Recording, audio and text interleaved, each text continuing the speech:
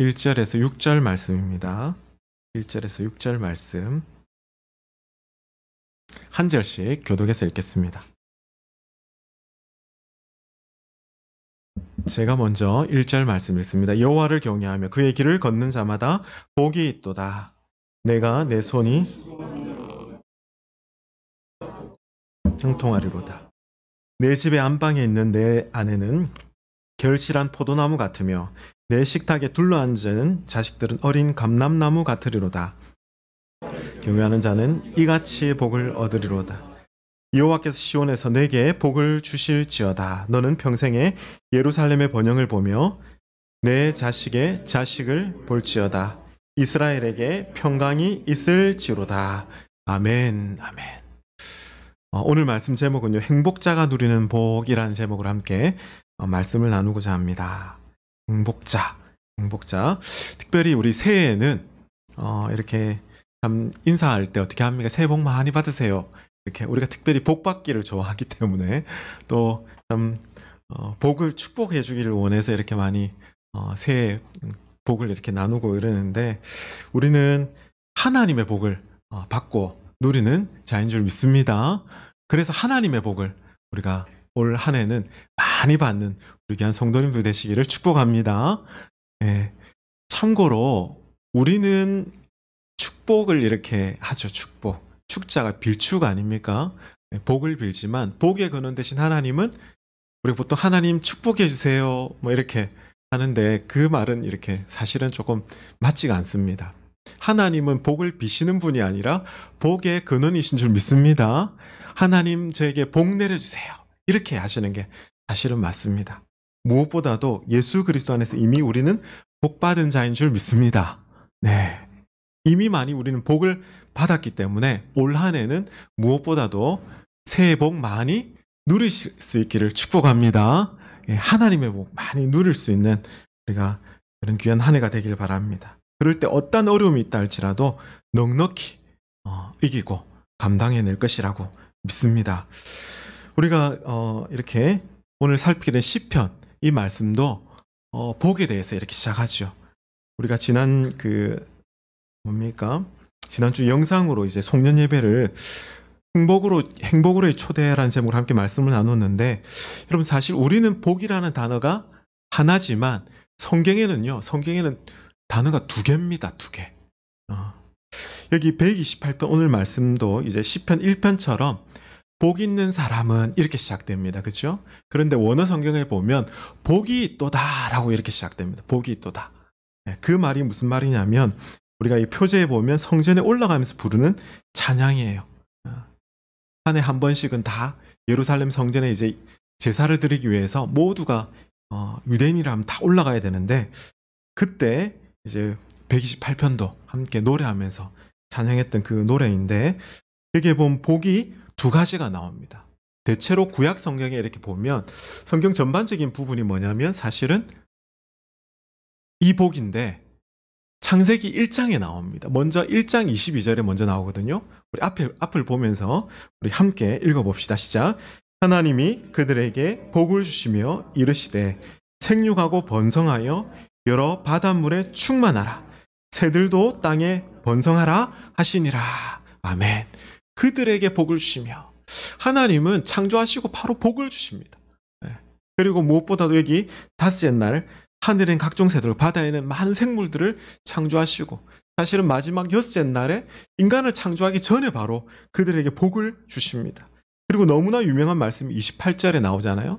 하나님이 그들에게 똑같이 복을 주시며 생육하고 번성하고 땅에 충만하라. 문화 명령이라고 하는데, 이 명령을 주시는데 사실 여기서 나오는 복이라는 단어가요, 이제 바라크라는 말입니다. 바라크.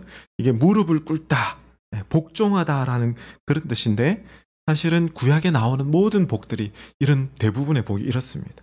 다른 말로 찬양하다, 축복하다, 여러 가지 어떤 뜻이 있습니다. 여러분, 왕에게 무릎을 꿇고 순종을 하게 되면 어떻게 됩니까? 왕이 충성된 자에게 하사하겠죠. 선물을 하사하겠죠. 복을 주시겠죠. 그런 겁니다. 성공, 번영, 다산, 번성, 충만의 복이 바로 이 바라크의 복입니다. 대표적으로 창세기에 보면 누가 이런 복을 누렸습니까? 믿음의 조상 아브라함, 이삭, 야곱, 아이야, 이 모든 조상들이 다 이런 바라크의 복을 누렸습니다. 그런데 사실 시편 말씀에 보면 우리가 복 있는 사람이라고 했을 때 사실은 여기에 이제 복은 바라크의 복이 아닙니다. 여기는 이제 아쉬레라는 복입니다. 아쉬레. 한번 따라해 볼까요? 아쉬레. 예. 이 복은요, 순종함으로, 복종함으로 얻는 그런 복이 아니라 좀 비슷한 말이 여기 보면 행복이라는 표현이죠. 행복. 그래서 사실은 시편의 이 복은 행복으로 바꿔서 이렇게 써도 큰 무리가 없습니다. 한마디로 함께함의 복을 말합니다. 함께. 여러분, 사랑하는 사람과 함께하면 좋습니까? 안 좋습니까? 네, 좋죠. 오늘 또 함께 앉으신 분들도 이렇게 있는데, 네. 여러분, 서울에 가장 빨리 가는 방법이 뭘까요? 서울에. 여기 울산에서 서울까지, 아니면 부산에서 서울까지 어떻게 하면 가장 빨리 갈 수 있습니까? 그렇죠. 사랑하는 사람과 같이 가면 시간 가는 줄 모르고 가는 겁니다. 그런 복입니다. 하나님, 복에 거는 대신 그 하나님과 함께하는 복이 바로 시편에서 말씀하는 아시레의 복, 그 복을 말하는데, 그러한 복이 여러분 가운데 충만하기를 주님의 이름으로 축복합니다. 네, 이 복은요, 순종 안 해도 됩니다. 사실은. 물론 당연히 함께할 때 순종하는 그런 마음이 있겠죠. 하나님께 감사하고 고맙고 그런 마음이 있으니까 늘 하나님 말씀을 묵상하고 하나님과 동행하고 함께하기를 원하는, 그것을 말하는데, 자, 대표적으로 다윗의 절친, 흔히 요즘 아이들은 찐친이라고 하잖아요. 찐친. 누가 있습니까? 다윗, 요나단. 이 요나단의 아들, 요나단이 참 안타깝게 죽잖아요. 그런데 요나단의 아들 중에 한 사람이 살았어요. 불구를 갖고 있는 몸이 불편한 장애인인 므비보셋이 있습니다. 그 므비보셋을 어떻게 합니까? 다윗이 왕의 식탁에 초대해서 너는 나와 함께. 이거는 굉장한 복 아닙니까? 네, 마치 이런 겁니다. 시편에서 말씀하는 이 복이 므비보셋과 함께하는, 네, 므비보셋에게 자비를 베푼 왕과 함께하는 이 은혜를 이제 이 므비보셋은 입게 되었는데, 이러한 복이 있는 거죠. 사랑하는 성도 여러분, 22년 올 한 해에는요, 성경에서 말씀하시는 이 두 가지, 순종함으로 받는, 누리는 그 풍성한 복뿐만 아니라 함께하는 복, 이 두 가지의 복을 다 누릴 수 있기를 주님의 이름으로 축복합니다. 여러분, 두 번째로 이처럼 복 있는 사람에게 오늘 시편 128편에는 이렇게 복을 합니다. 1절 말씀을 보시면 여호와를 경외하며 그의 길을 걷는 자마다 복이 있다라 이렇게 말씀하십니다. 그러면서 2절 말씀 우리 다 같이 함께 읽어볼까요? 2절 시작. 내가 내 손이 수고한 대로 먹을 것이라. 내가 복되고 형통하리로다. 아멘. 하나님과 동행하는 자, 그 자에게 주시는 복이요, 흔히 대박이 터질 거다, 아니면 로또가 당첨될 것이다, 이런 복을 안 주시고요. 어떤 복을 주신다고요? 수고한 대로, 땀 흘린 대로 먹을 수 있는 그런 복을 주신다는 겁니다. 여러분, 오늘날 보면요, 사실 고생해도 얻지 못하는 그런 경우들도 많이 있습니다. 하지만 오히려 이 노동의 대가, 수고한 대로, 땀 흘린 대로 주신다라는 것은 우리에게 어떻게 보면 신약에 꼭 필요한, 일용할 것을 하나님이 확실히 책임져 주시겠다란 그런 복을 말합니다. 그런 은혜가 있기를 축복합니다. 여기에 결국 왕이신 그 하나님과 함께하기 때문에 삶이 형통케 된다, 그 말씀을 지금 하고 있습니다. 3절을 보세요. 3절을 보시면 이제 왕과 함께 식탁 가운데 이렇게 교제하는 것을, 가정에서 그 식탁 가운데 누리는 것을 이제 소개하고 있는데, 3절 말씀을 보시면 내 집 안에 있는 내 아내는 결실한 포도나무 같다. 그리고 내 식탁에 둘러앉아 있는 자식들은 어린 감람나무 같으리로다. 그렇게 말씀합니다. 여러분, 포도나무는요, 풍성함을 말합니다. 포도나무, 맛있는 포도를 먹으면 어떻습니까? 기분이 좋습니다. 그런 거예요. 아내는 그런 어떤 풍성함, 기쁨을 제공하는데, 여러분, 바가지나 잔소리를 이렇게 제공하는 것이 아니라 따뜻한 위로의 마음으로 그렇게 풍성한 그런 것을 제공하는 그런 아내가 되기를 축복합니다. 특별히 여러분, 여자들은요, 세 가지가 중요해요. 세 가지 이제 삼시가 중요하다라고 얘기합니다. 삼시 아세요 혹시? 맵시, 또 하나가 뭐가 있을까요?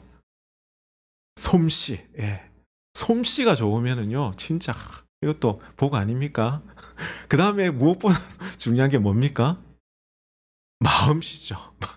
얼굴이 예쁘다고. 예, 마음이 예뻐야 되는 마음이. 예.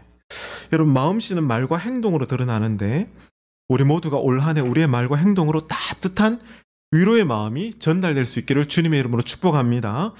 그리고 여러분, 어린 자식들은요, 어린 감람나무 같이, 여기 보면 농사 중에 여러분, 가장 힘든 농사가 어떤 농사가 있을까요?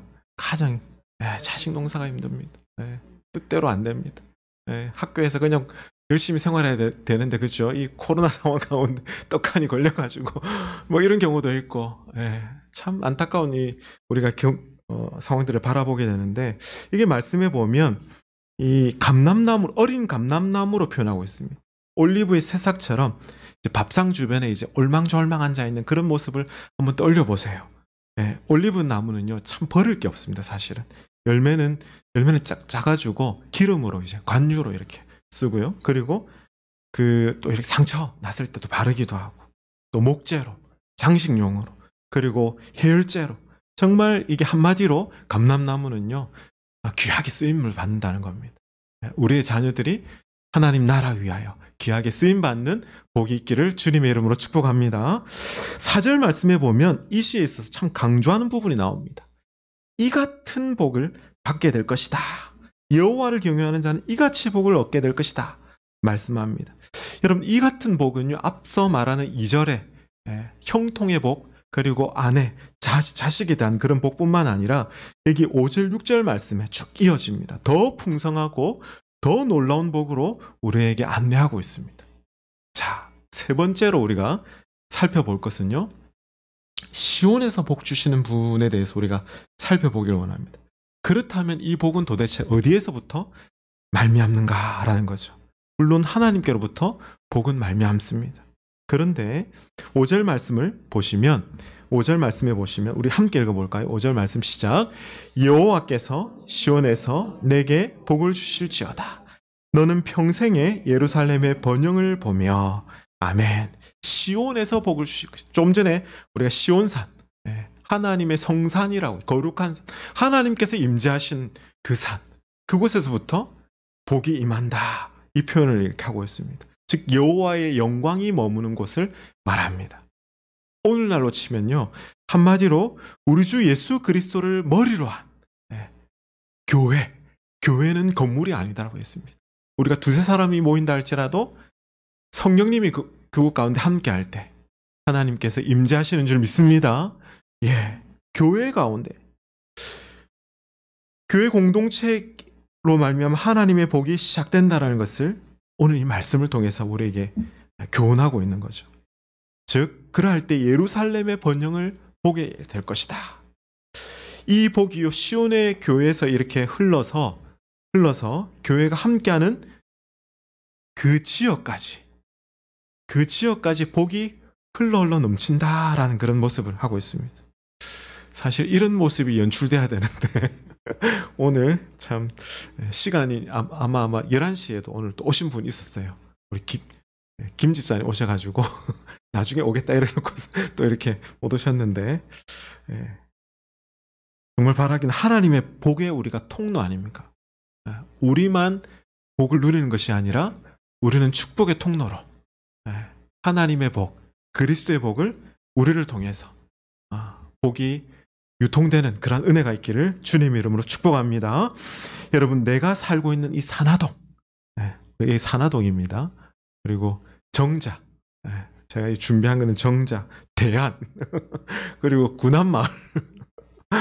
멀리서 지금 부산에서 오셨잖아요, 그렇죠? 부산까지 정자, 대안 다 못 오셨네요. 거기까지 복이 흘러갈 수 있기를 주님의 이름으로 축복합니다. 나뿐만 아니라, 우리뿐만 아니라 내가 속한 지역까지 복을 받는 그런 교회가 되기를 소망합니다. 지역과 민족과 열방이라는 제가 표현을 기도할 때 쓰는데 사실은 그런 거죠. 복은 흘러 넘쳐야 된다는 말씀입니다. 4절 말씀에 보면 이같이 복을 얻게 될 것이다. 자, 6절 말씀, 이 복이 끝이 아니라, 자, 6절 말씀 우리 함께 읽어봅시다. 내 자식의 자식을 볼지어다. 이스라엘에게 평강이 있을지로다. 아멘. 내 자식의 자식을 볼 것이다. 이것은요, 당대에만 그치는 것이 아니라 자자손손을 말합니다. 작년에 우리 2021년 장흥숙교회 기도 제목이 4가지였거든. 4가지. 그런데 올해는 1가지 더, 제가 준비하면서 5가지, 1가지 더 추가하게 됐습니다. 그게 뭐냐면 각 가정에 믿음의 유산이 이어지는 교회가 되게 해달라. 그 내용입니다. 참 신앙의 전수는 앞으로 한국교회에 정말 중요한 과제가 아닌가, 그런 생각이 듭니다. 왜냐하면 우리가 8, 90년대만 하더라도 급성장하면서 교회가 얼마나 참 진짜 그렇게 성장했습니다. 그런데 한국교회가 2000년대 이후에 특별히 지금 코로나 상황을 맞이하면서 참 급하락하는 그런 상황 가운데, 참 안타까운 상황 가운데 있다라는 생각이 듭니다. 여러분, 우리 당대의 믿음으로 그치는 것이 아니라 신앙의 유산이 다음 세대에 이르기까지 정말 전수될 수 있기를 주님의 이름으로 축복합니다. 이를 위해서 우리가 정말 함께 기도하고 한 마음으로 정말 나아갈 수 있기를 바랍니다. 하나님, 우리뿐만 아니라 우리 가정뿐만 아니라 이 지역이 복을 받게 하시고, 우리뿐만 아니라 우리의 다음 세대까지 하나님의 복을 누릴 수 있기를 바랍니다. 이 풍성한 복을 누릴 수 있기를 바랍니다라는 그런 마음으로 이 시간 우리 합심해서 함께 우리 좀 기도했으면 좋겠습니다. 새해 우리 오늘 우리에게 주신 이 말씀을 가지고 하나님, 참된 행복자가 누리는 복이 하나님 우리 가정 가운데 임하게 하여 주시고, 우리 교회 가운데 임하게 하여 주시고, 나로 말미암아 하나님 우리 가정, 지역, 또 자자손손 이르기까지 하나님의 복을 누리는 그런 은혜가 있게 해달라고 이 시간 다 같이 합심해서 우리 한번 주님 한번 간절히 부르짖고 기도로 나아가도록 하겠습니다. 주여, 아버지 은혜를 감사합니다.